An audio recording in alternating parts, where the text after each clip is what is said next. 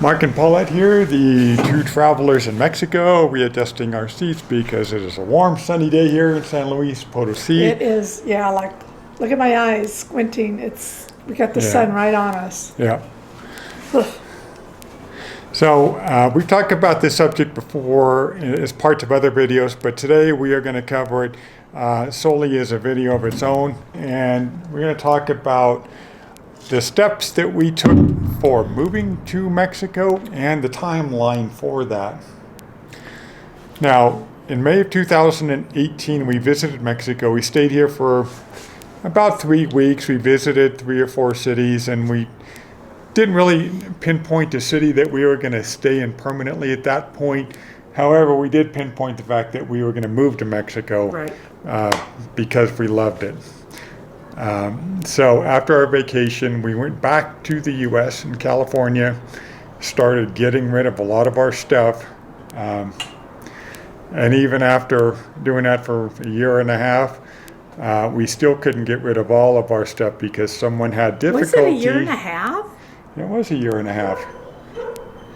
Really? Because if we... Yeah. From May of 2018 to... May of 2019, that's only 1 year. Or May of 2019 to November. He's having some difficulties remembering. No difficulties. 2018, we were in Mexico. Right. 2019, we put the house on the market. That's 1 year. No. We went home. We started to liquidate our stuff in 2018 after we visited Mexico. In May of 2019 is when we put our house on the market.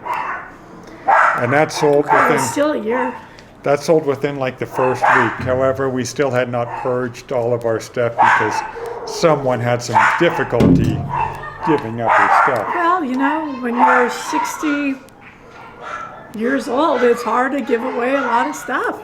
Yeah. I was downsizing little by little. So for those of you that are anything like me, start 2 years in advance. Yeah, at least. We got barking dogs. Barking dogs. In May, like I said, May of 2019, we sold our house, put on the market, sold like a week later. We had an open house and it sold that weekend. Yeah, it went pretty quick. In September of 2019, we took a flight to South Dakota for a few reasons. Number one, we wanted to set up residency there so that we could avoid paying high California income tax properties on my pension. Income tax properties? So in 2019, we went to Mexico. God. In 2019, we went to South Dakota in September. And we set up residency there so that we could avoid paying high state personal income taxes out of my pension. Cut. Didn't I get my residency approved before we went to South Dakota? You think it was September? You told me it was October. I told you it was October that I got mine, yeah. But I don't think we went to South Dakota before, did we? We did. Oh, September. Okay. All right, now you can carry on. Start it again. So in September of 2019, we flew to South Dakota. We got our residency there so that we could avoid paying the high personal state income taxes that California takes out. So I'd get more of my pension check. We did a few other things there too. Well, the thing is, one of the things that's really important for people considering getting residency in South Dakota is that you only had to be there for 24 hours. You had to show a hotel receipt that showed that you were overnight there. And then with that, you could take that to the mailbox company that we decided to go with, which was... America's Mailbox, located in Box Elder, South Dakota. Right. And we don't have any kind of plug. We're not getting anything from them. We're just giving you the detail. So you had to show 24 hours there, take it to them so that you could get a P.O. box. And so that's what we did. And so then after we presented our receipt for the one-night stay, they gave us our P.O. box. which counts as a legal physical address in Right. South Dakota. From there, we went over to the motor vehicle department and got our driver's licenses.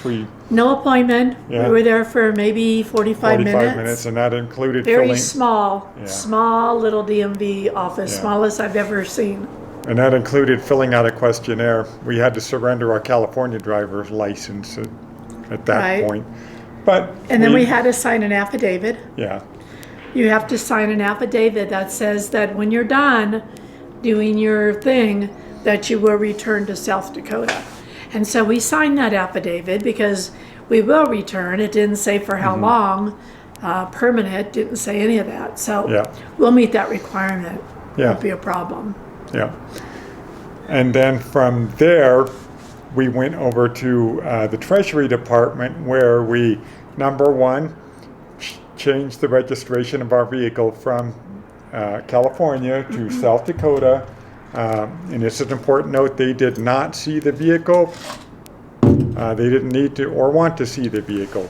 And the thing is that in South Dakota, you don't have to get your car smogged. That's why we decided not to put so many miles on our car. We went ahead and we flew, we rented a car, and everything was just done without the car being there. Yep. The one thing that we had to do is turn in our old car title, and they don't give you a new one on the spot. We had to wait 2 or 3 weeks or so for the title to come back to us in the mail. Right.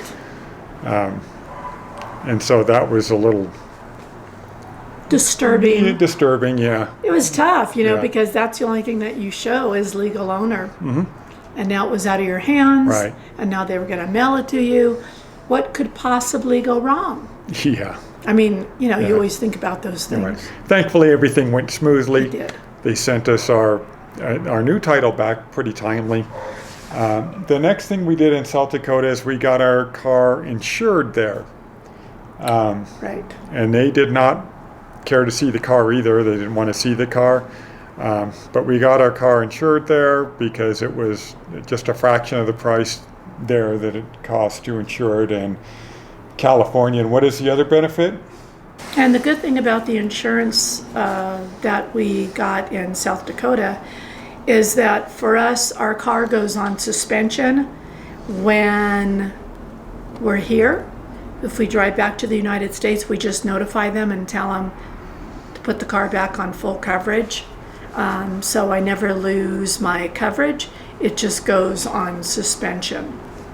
Which means that we don't have to pay a premium during those months. Except for every 6 months, they charge us one full month One premium. full month. So, Right. So you can't beat that at all. No, it's a pretty sweet deal. And I think it's because in South Dakota, they're kind of used to doing that because people insure their RVs there.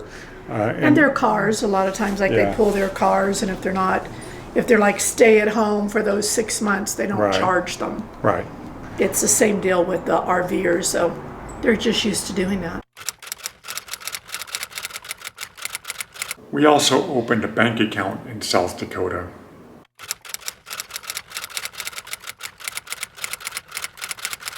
We're going to get our residency visas at the Sacramento consulate.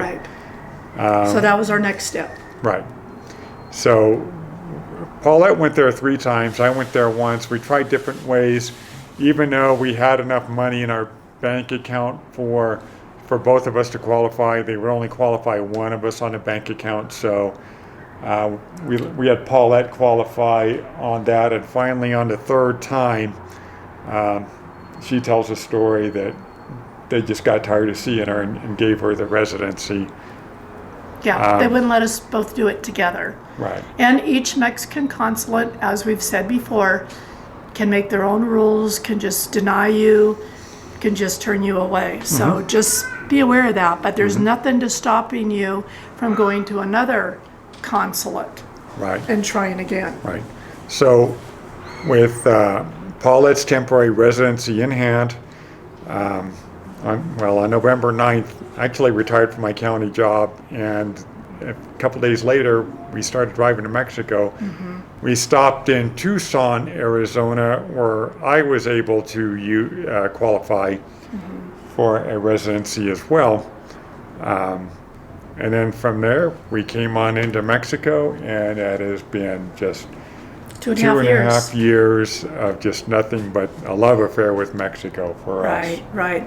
And again, you know, we've talked about this on a previous video at the beginning when we started doing YouTube, but a lot of times people will request it again, so we wanted to do just a short little blurb on it and kind of give you the information on why we did what we did. And if you have any other questions, you know, just leave them below and we'll go ahead and answer them individually if we didn't give enough detail for you. Yeah, like I said, like she said, we just wanted to cover the detail of it, give you kind of a timeline for how we proceeded to move along in that process. But honestly, one thing that I have to say is give yourself enough time, because for me, you know, getting rid of all the furniture, all that stuff like that didn't matter to me at all. There was no attachment to any of the furniture and things like that. I had a hard time with personal items. That was for me because that's just the way I roll. And so I didn't want to let a lot of things go because they were sentimental values. And so I wanted to hold on to a lot more things than I did end up holding on to. Yeah, you know, when we first planned it, we really wanted to get it down to 1 carload. Well, that didn't happen. It took us... Well, I did the first time, the first trip. Well, yeah. However, there was still a lot of stuff, and as it turned out, 2 more carloads behind it we had to bring down. And she still had to get rid of a bunch of stuff even on top of that before. And you know what my advice is, because I wasn't sure if Mexico would have certain things, but you know what, be assured, you can leave all that stuff and buy it in Mexico. You will find just about everything you need here. Some items might be a little bit more expensive, for sure. I would say buy a laptop before you come in the U.S. Yeah, because that'll be much more expensive. Electronics are really expensive here, so get a laptop, get a new cell phone maybe if your cell phone is old. Electronics. But anything else, kitchen stuff, bedroom stuff, you can buy everything that your little heart desires here in Mexico. So it is possible to do 1 carload, but I didn't know that. Yeah. I didn't. Very possible, but you don't know that till you kind of discover it for yourself. And the thing is that, you know, it gave us an opportunity to visit more with family and friends, right? So if we didn't have that reason to go back as many times as we did, we probably wouldn't have visited that often, you know? Because like we visited 1 year, then we visited the second year. Who knows, we might have done maybe 1 trip or maybe no trips as of yet. But we probably would have done at least 1 because we do miss family. That's true. So. We do. All right. So, from always, the 2 travelers in Mexico. What she did. Bye, guys. Bye.